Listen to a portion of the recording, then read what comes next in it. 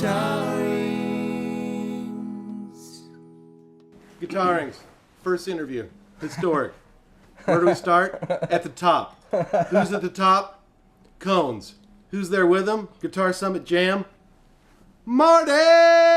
Right Marty, below. Marty Schwartz with GuitarJams.com. Thank you very much. Thank you very much. We're honored. You're our first guest ever. Thank you so much. I can't even.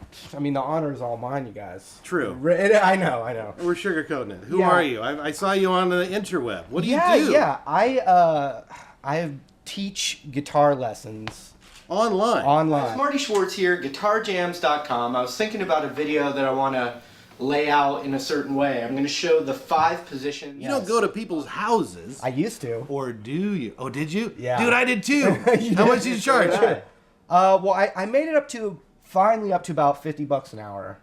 Dude, I was like hovering like 25. It was so lame, but it took me like a half hour to get there, and then some kid who didn't like me. Wait a second, though. You had to drive to the lesson, huh? House Did call. you do house calls too? Yeah, that's how I was able to get a lot of students, because when they call, you're like, well, I'm willing to drive to you. Well, okay, well, let's sign you up. It's convenience, but it's the worst. I tried it in a very lazy, like, you have to come to me and I'm going to charge you a lot. Yeah. It didn't work out. work I don't out. know why. No, but it's a hard way. It's a supply and demand kind of thing, you know. Yeah. Like if I only had 3 students, I would be like, yeah, it's $10 an hour, you know, or $5. Yeah. You know, you say whatever you can. Sliding scale. Yeah, it's a sliding scale. I mean, the reality though is teaching is hard like work. Oh, it's focused in. If someone doesn't know how to play and you're trying to show them something and you're not even sure how you do it because you just do it, it's hard work. it is. Yeah. But so the point of that is that I can make one video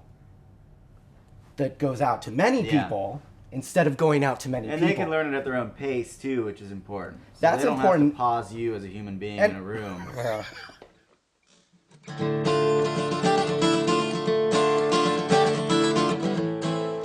You know, I discovered Marty online as I was searching for my own stuff. How lame really? is that? How lame is like, I wonder what the D's up to tonight. Did you search for Kyle? They're Gass so on like, YouTube? I don't know what I was looking, but I came upon. Well, I do. I'll tell you what. I love one of my favorite things is when some friends do like one of your songs, a tribute to it. It's like, right. It's so fun. Oh, Come on, they're in there like whatever. Oh, we got to do tribute or something. I'll tell you. I think I was getting a ton of requests. I think the Pick of Destiny was out on video for a while, and it was starting to catch on kind of to some people, younger kids. Really? Because nobody went to see it. I know. But And you can see what I have to wear because I'm what's left over. This is it. Well, I was gonna say I started getting a lot of requests for Kickapoo. A long ass fucking time ago in a town called Kickapoo, there lived a humble family, religious through and through. It's the opening of the movie, so I think young kids who couldn't get into the theater were seeing it at home, right? And they're seeing that first song, and it's making an impact on them. You acted like you didn't like the song when you're teaching it, by the way. Oh, really? So we've got starts on D minor. Get a lot of requests for this one. Right. I don't. No, I love it actually. It's a D minor. That's not true, but no. So I was like, wow, Kickapoo, and I knew the D minor chord thing, and there's a lot of parts in that song. Yeah. It is, but I think that's kind of a cheat of how to write a song. You mean changing keys of the same Well, yeah, riff? just do a lot of different parts and put them together. It's kind of a cheat. We do that a lot. I'm like, when are people going to catch on? But the theatrics of it, I think, the theatrics is what makes it work, though. I mean, the storytelling. Yeah, The the storytelling's performance. great. But what I was going to say is I did the Kickapoo lesson. Wait, I got to give a shout out because Liam Lynch. Oh, from yeah. Yeah. Really He's wrote amazing. that song, and I just threw in like one chord. Or something. But Liam Lynch. Yes. So I did this, I put this Kickapoo lesson together, and I learned it first, so I knew it pretty well, and I just went in and I said, all right, I'm going to go for it. And I didn't, I'm kind of a performer too, so I don't go in with an exact kind of plan. I'm like, vibe it out, let's see, edit it later.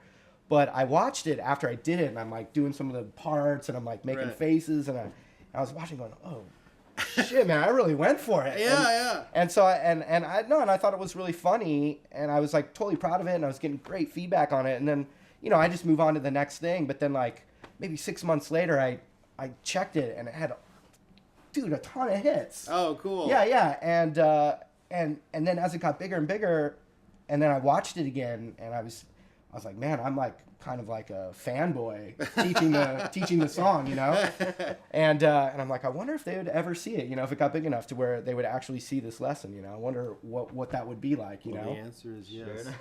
Yeah. By gum, they did. Yes. Only because one of the members is ego challenged.